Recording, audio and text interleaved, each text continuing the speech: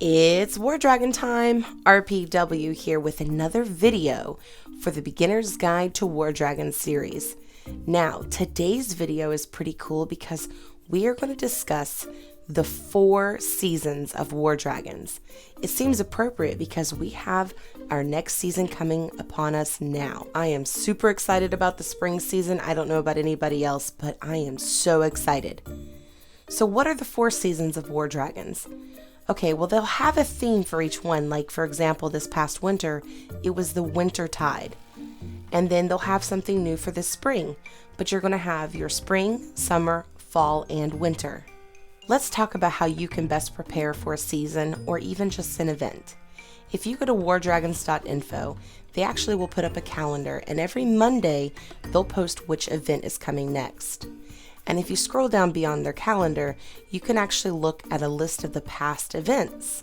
For example, if I wanted to look at March's events from last year, I can see what events they did. Same with April. And if I scroll up, I can look at May and so forth. This will allow you to kind of get an idea of what they've done. Now, you can also see their event history. This is a really cool tool, especially for leadership, to help you kind of predict what exactly might be coming next season.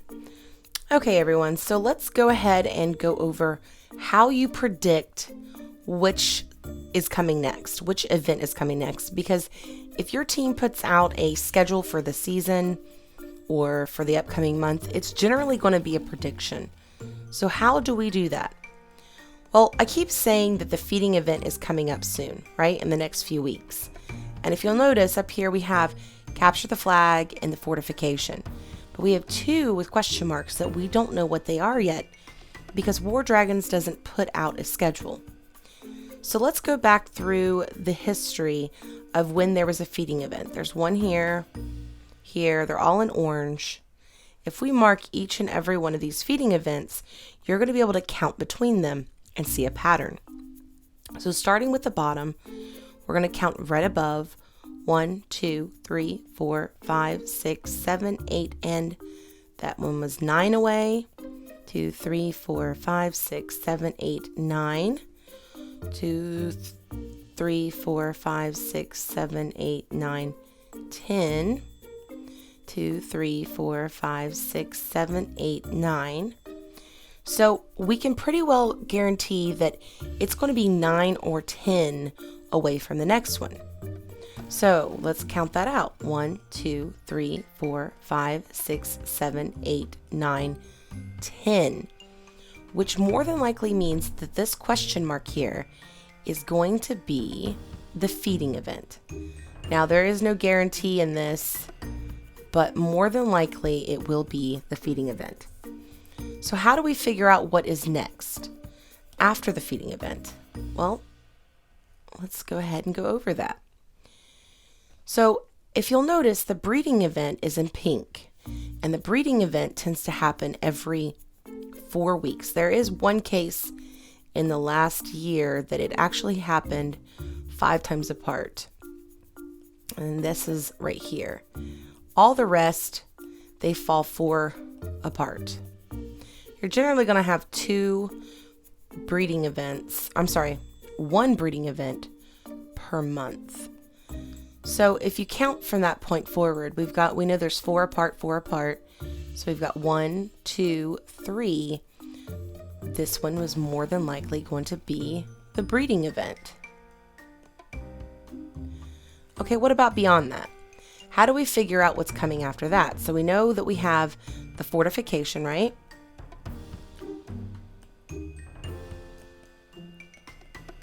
And that we have the feeding event coming after that.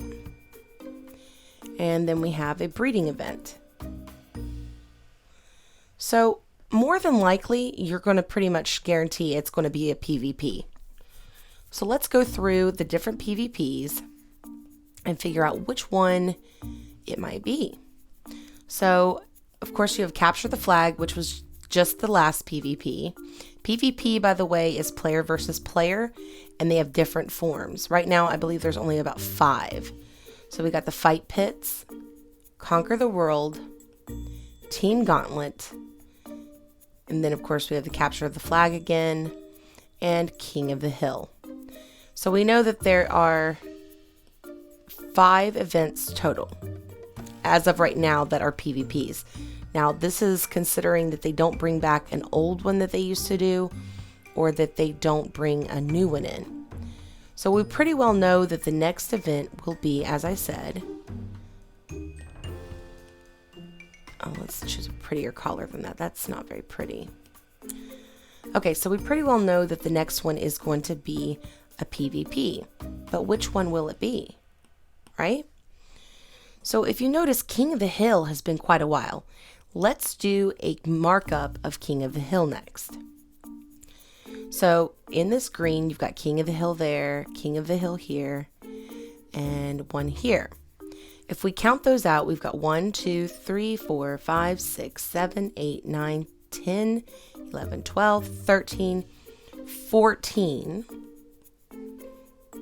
1, 2, 3, 4, 5, 6, 7, 8, 9, 10, 11. See how random they are? 1, 2, 3, 4, 5, 6, 7, 8, 9, 10, 11, 12, 13, 14, 15, 16. So we are well overdue. Now, I really honestly thought that the King of the Hill was going to be during the Capture the Flag event. They, of course, surprised me. Now, I think this is one of those PvPs where it's only going to happen once per season. And since we had one at the very beginning of this season, that's probably why they did not do one again this season. So I'm going to say it's safe to say that more than likely the next one will be the King of the Hill. And of course, then after that would be another fortification. Now from this point forward, you're going to notice it's going to be a fort, a PvP, a breeding, a PvP, and then another fort, a PvP. Do you notice the pattern on the fortifications and the breeding events? These are literally going to happen one after another. So you're going to see a pattern where you're going to say, okay, breed, PvP, F for fortification, and then PvP, then breed. So you're going to notice there's going to be a pattern between those events where the breeding event will be every 4 weeks and the fortification will be every 4 weeks. So keep that in mind whenever you do predict your events. Now let's go and look at the seasons. How does that work? Within the seasons, you're going to notice that they run every 3 months. For example, spring is about to begin. Let's choose a springy color here. Spring is about to begin, so March, April, and May are going to be your spring events. And then, of course, if we go over to a summery color here, let's choose, I don't know, we'll choose pink.